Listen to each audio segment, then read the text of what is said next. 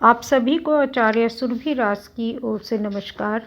आज मैं आपको बताने जा रही हूँ कि जब आप रात्रि निद्रा के बाद सोकर सुबह उठते हैं तो बिस्तर पे बैठे बैठे ही हाथ जोड़कर ये प्रार्थना सुनिए, करिए, तो आपको पूरे दिन सफलता मिलेगी।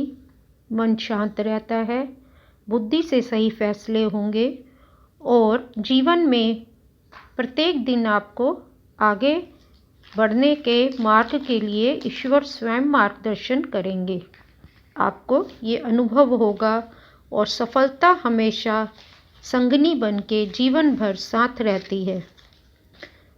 कर्म और उपासना का मेल।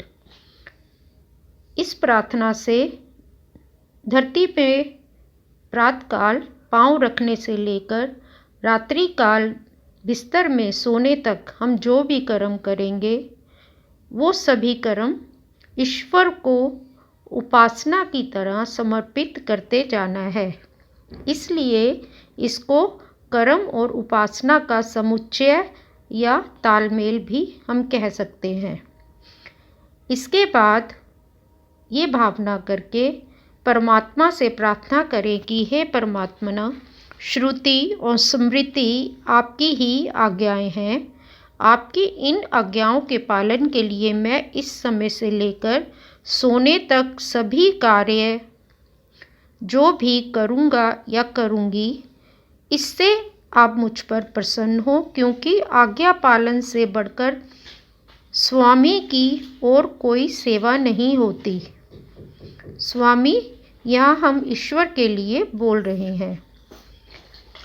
प्रार्थना है त्रैलोक्य चैतन्य मयादिदेव श्रीनाथ विष्णु भवदाज्ञयेव प्रातः समुत्थाय तब प्रियार्थ संसार यात्रा मनोवर्तयिष्ये सुप्तः प्रबोधितो विष्णु ऋषिकेशेन यतितव्या यदत् कार्यस्य कार्य ततः करोमि तव दाज्ञा।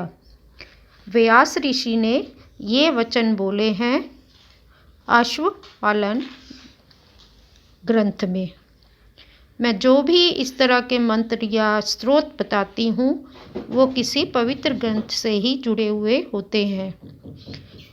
इन पंक्तियों का अर्थ है, आपकी यह भी आज्ञा है कि काम करने के साथ साथ मैं आपका स्मरण करता रहूं। इसी के अनुसार यथासंभव आपका स्मरण करता हुआ और नाम लेता हुआ काम करता रहूँगा या रहूँगी तथा उन्हें आपको समर्पित भी करता रहूँगा या रहूँगी। इस कर्म रूप पूजा से आप प्रसन्न हों।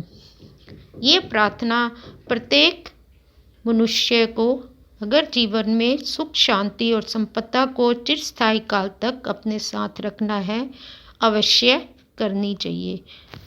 धन्यवाद।